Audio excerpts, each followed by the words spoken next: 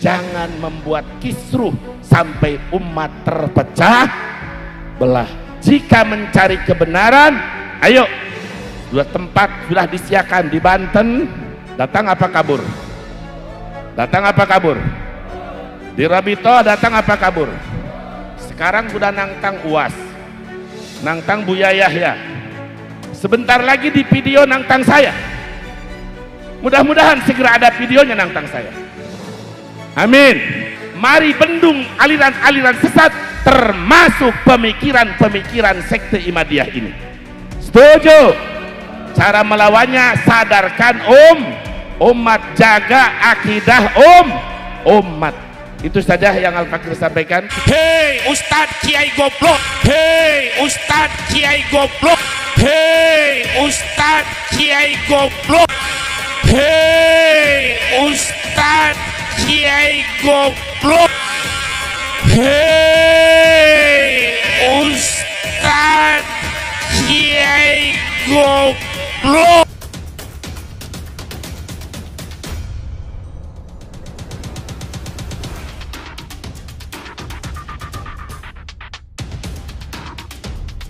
Yang menjadi pembela kamu ngaji bab tasbih, ngaji bab tasbih balik, ayah musabah be, dia ngerti syukur, dengarti ngaji dia jengain kurang ajar dia.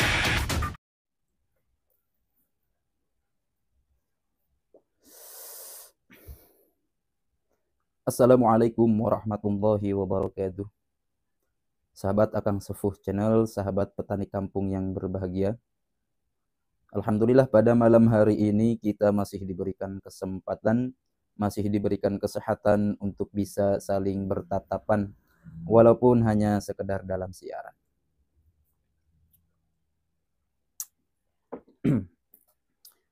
Sahabat Akang Sepuh Channel, sahabat petani kampung yang berbahagia. Kali ini saya akan mereaksi suatu video dan sekaligus ingin mempertanyakan kepada pihak terkait, kepada pihak yang dituju untuk saya tanyakan. Dalam hal ini pihak terkait tersebut sebetulnya masih satu provinsi dengan saya, yakni tokoh yang sangat kuat membela Ba'alwi, sehingga beliau ini rela membantai, rela ya berani sekali lah dalam setiap statementnya gitu kan, entah itu di panggung ataupun forum diskusi ataupun ya di majelisnya itu. Sangat kuat menentang Kiai Haji Imaduddin Usman. Yang tak saya pikir ya kenapa beliau itu bisa demikian gitu kan. Gitu. Sebelum kita masuk ke ranah reaksi, saya sampaikan dulu sedikit perihal ini. Kenapa beliau bisa sekuat itu? Ada hal apa? Padahal ya yang kita teliti, yang kita amati, Kiai Haji Imaduddin Usman tidak menyinggung beliau kan. Secara ini tidak menyinggung beliau, tidak. Dalam polemik nasab ya tidak, beliau Habib juga bukan gitu. Nah, atas dasar apa? Pertama seperti ini. Banyak sekali daripada video-video beliau yang memang menanggapi perihal polemik nasab ini.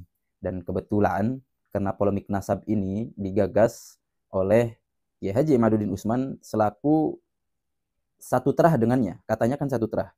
Karena ada daripada beberapa pengakuan tentang beliau itu masih keturunan dari Sultan Hasanuddin lewat jalur Sultan Agung Tirtayase, kalau nggak salah ya, kalau salah ya mohon diluruskan. Dan Kiai Haji Imaduddin Usman sendiri ya masih terah Kesultanan Banten sama. Nah, yang kita tahu kan ya masih satu terah, ya masih satu keluarga besar lah. Kok bisanya beliau ini membela mati-matian terhadap Habaib Ba'alwi? Seperti itu. Ini jangan dulu katakan karena dia dukung yang benar atau salah menurut dia gitu kan. Enggak. Kita ke subjektivitas aja dulu ya, diperbolehkan lah. Oh itu kan saudara masih satu terah, itu kan masih satu Banten gitu ya. Nah selebihnya untuk semisal saya membela kebenaran ataupun kesalahan, saya tidak mendukung yang sesat menyesatkan ya. Itu sahabat bisa tilik sendiri apakah salah apakah benar. Cuman saya ingin menanyakan kok bisa masih satu Banten, masih satu terah tetapi sangat keras menentangnya, tidak dengan cara yang lain gitu kan. Kalau cara yang lain kan namanya masih keluarga, oh saudara gue sesat nih, coba gue mau tabayun, kenapa Anda mengeluarkan demikian, kan seperti itu. Ini ranahnya kekeluargaan. Kalau memang benar-benar masih satu terah, kalau memang benar-benar ya apa, dia itu ya ada sikap proporsional lah dalam hal ini, karena masih satu bangsa di Banten ini, satu provinsi, dan juga katanya satu terah. Harusnya kan ada demikian. Tetapi yang kita lihat caranya beliau itu tidak demikian.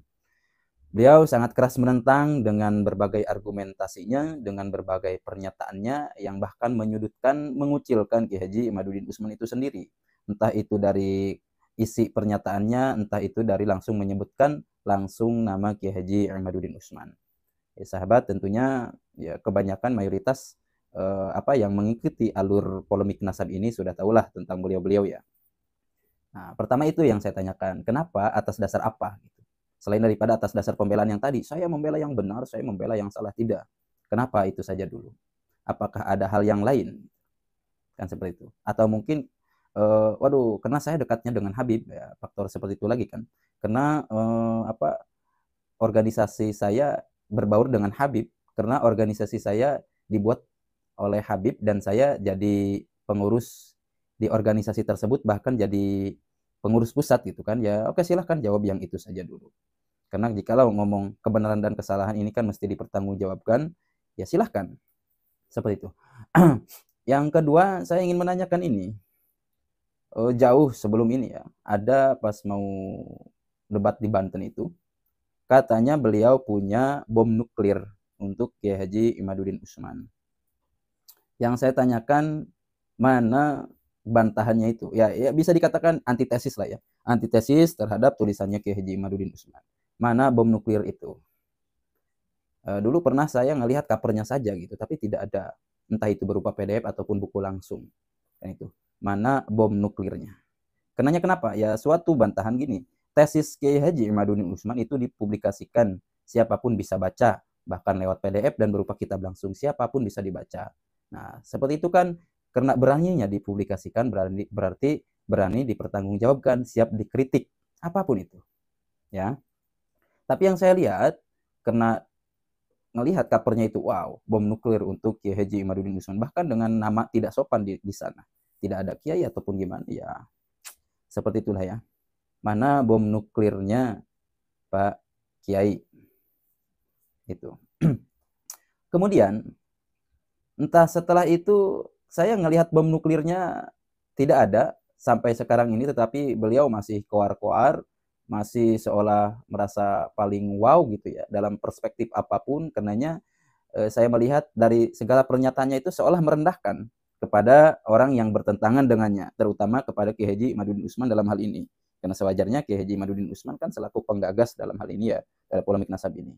Entah siapapun itu pendukungnya yang lain pun ya beliau kucilkan. Semisal ada pernyataan dari beliau, Ustadz Kiai goblok, jadi pembela, ngaji dia jeung aing, kan kalau bahasa Sunda ya, itu luar biasa kasarnya gitu ya. Ustadz Kiai goblok, ngaji dia jeung aing. Itu action seperti itu, action kasar. Ya seolah menghinakan kan gitu kepada kiai yang membela Kiai Haji Imaduddin Usman, seolah tidak bisa ngaji. Nah, ya, walaupun di sana ditentukan ngomongin bab tasbih gitu kan, ada tasbih balik.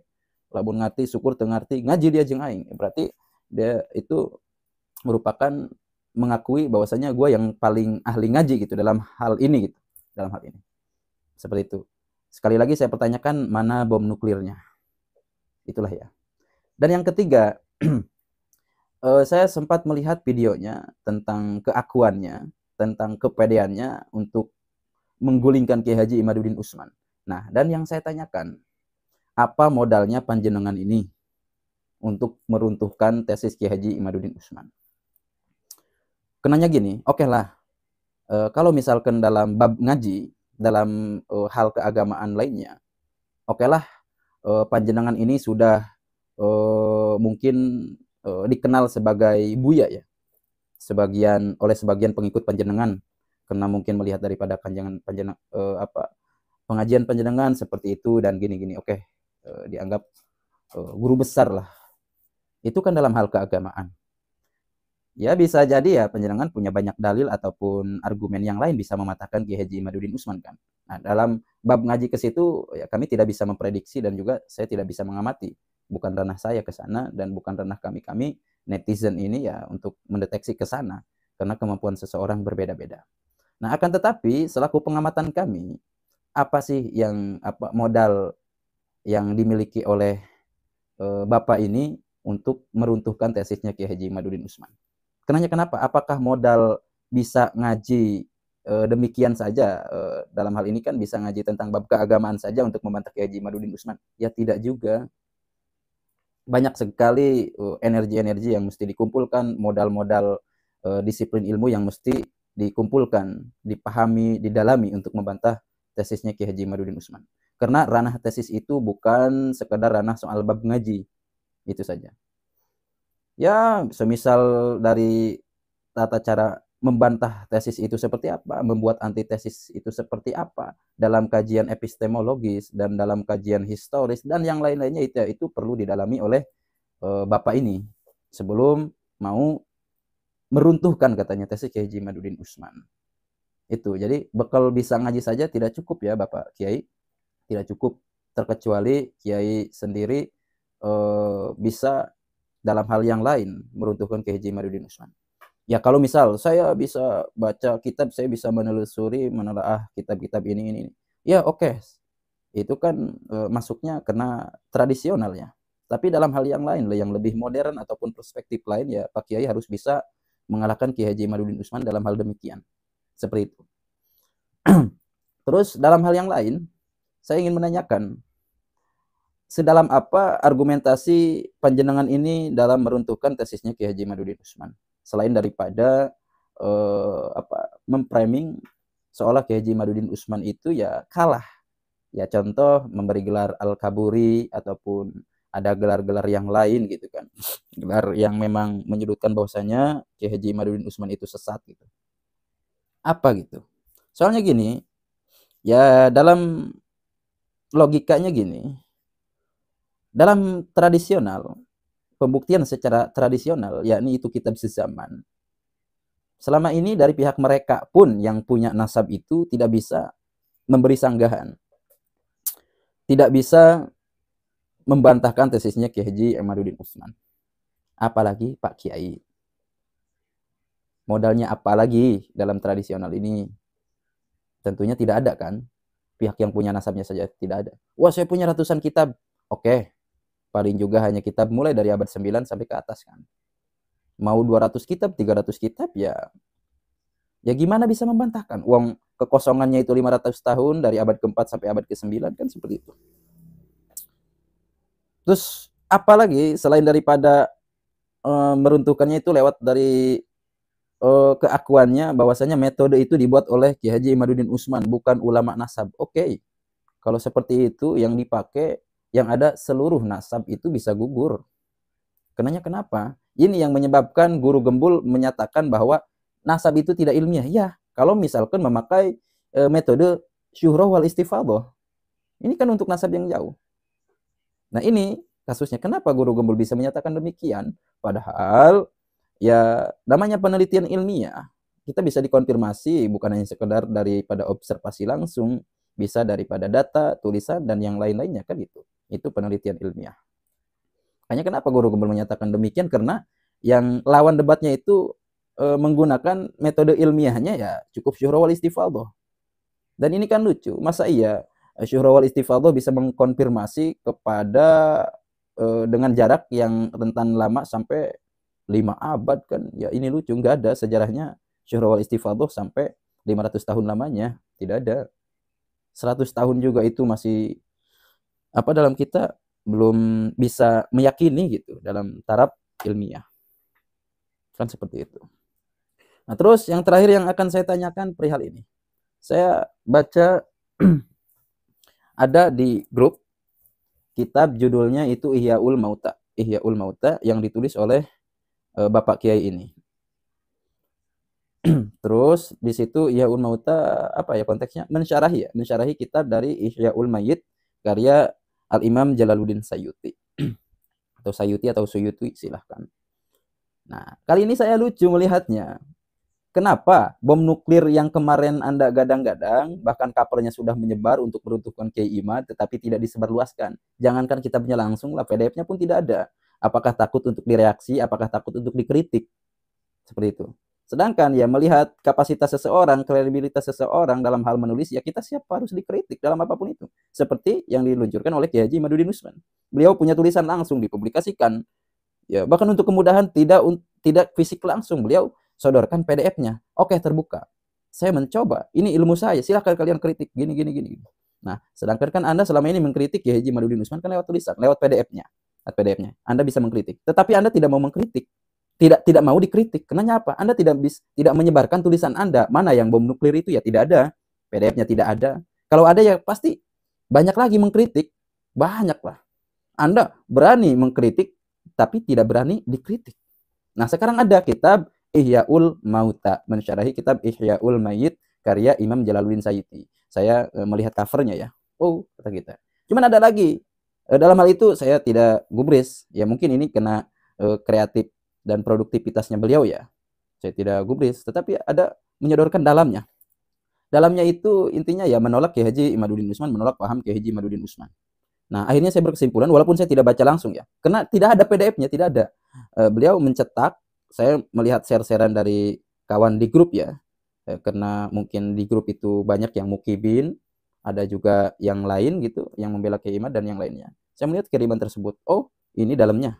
Nah, akhirnya saya berkesimpulan, kenapa bom nuklirnya tidak berani diluncurkan, akan tetapi di sini beliau membantah ataupun menolak Kiai Haji Imaduddin Usman, bahkan pernyataan dengan kesesatan yang lainnya malah menumpang di kitabnya Imam Jalaluddin Sayyidi. Kenapa tidak bisa buat kitab langsung atas nama polemik nasab ini? Apakah takut tidak laku dan sebagainya? Malah numpang di ketiaknya Imam Jalaluddin Sayyidi. Yang mana ini bahaya pemirsa. Bahayanya kenapa? Ya kita kan belum tahu keabsahannya seperti apa, karena ini merupakan subjektivitas. Apalagi ya tidak ada akses buat kita untuk mengkritisinya, terkecuali harus beli langsung. Ini ujung-ujungnya komersil lagi. Silahkan gua mau salah mau benar, yang terpenting kitab gua laku gitu. Ya enggak. Mana PDF-nya? Biar sama-sama menggali. Itu kan di umum. Nah, kenapa sih menentang Kiai Haji Imaduddin Usman dicantumkan di kitab yang merupakan mensyarahi kitab Imam Jalaluddin Sayyidi? Ini jangka panjangnya buruk sekali. Nanti ketika ke depan, misalkan 50 tahun, 100 tahun kita sudah nggak ada, kan para santri menggali, apakah ada syarahnya Ihyaul Mayyit? Adalah satu, karangan Kiai ini. Di dalamnya ternyata doktrin, di dalamnya dogma, menjelekkan Kiai Haji Imaduddin Usman. Padahal itu belum absah. Belum. Itu hanya sekadar pendapat dia ya, kenapa harus dicantumkan ke kitab tersebut? Harusnya membuat saja kitab yang khusus. Seperti itu. Jangan mencederai Imam Jalaluddin Sayyidi. Kan itu. Tapi itu sah-sah saja. Ya itu karena beliau orang alim. Sehingga bisa membuat kitab itu kan. Mensyarahi itu. Tapi itu sah-sah saja. Hanya saja dampak sosialnya yang tadi. Dan kenapa tidak dipublikasikan dulu sebelum dicetak? Semisal PDF-nya diserahkan. Karena Anda gembor-gembor ingin meruntuhkan. Yang katanya bisa membantah Kiai Imaduddin Usman. Tetapi tidak berani men-share PDF-nya. Saya minta PDF-nya aja dulu. Kami PDF-nya aja dulu. Kalau bom nuklir nggak beres gitu ya yang ini aja nih, yang Ihyaul Mayyit, yang katanya di dalamnya ada mengkritik paham Kiai Haji Imaduddin Usman. Itu saja dulu ya. Nah, mohon maaf sahabat, kalau memang misalkan ada muhibbin atau mungkin ya selaku muridnya beliau yang nonton video ini, saya tidak mengarah kepada penghinaan atau apapun itu, saya hanya menanyakan ya, karenanya kita ya butuh pembuktian, butuh kebenaran, butuh keabsahan. Dalam hal ini kami mencari kebenaran, tidak untuk subjektivitas semata, tidak. Saya menghormati siapapun itu, kiai manapun itu, apalagi masih orang Banten gitu. Saya sendiri orang Banten, seperti itu. Makanya saya ingin menanyakan yang demikian. Satu ya, kenapa panjenengan bisa demikian? Kedua, mana bom nuklir itu? Yang terakhir tadi, mana PDF-nya itu? PDF yang sudah dijadikan kitab Ihyaul Mauta, yang mana mensyarahi kitab Ihyaul Mayyit karya Imam Jalaluddin Suyuti. Seperti itulah ya. Jadi kita diajak untuk berpikir logis, kita ya proporsional aja dalam hal ini. Tidak berupaya menjelekkan seseorang siapapun itu, yang kita lihat substansinya. Kalau kita melihat seseorang ya kita adanya tendensi. Gimana kalau misalkan kita terlanjur tidak suka, ya pasti yang dibawakannya pun ya tidak suka. Tapi dalam hal ini kita mengutamakan apa yang disampaikan, keilmuan apa yang disampaikan, ya itu yang kita ambil dari siapapun itu. Oke, Itu saja mungkin yang bisa saya tanyakan, yang bisa saya paparkan kepada sahabat-sahabat sekalian. Kurang lebihnya mohon dimaafkan. Wallahul muwaffiq ila aqwamit thoriq. Wassalamualaikum warahmatullahi wabarakatuh.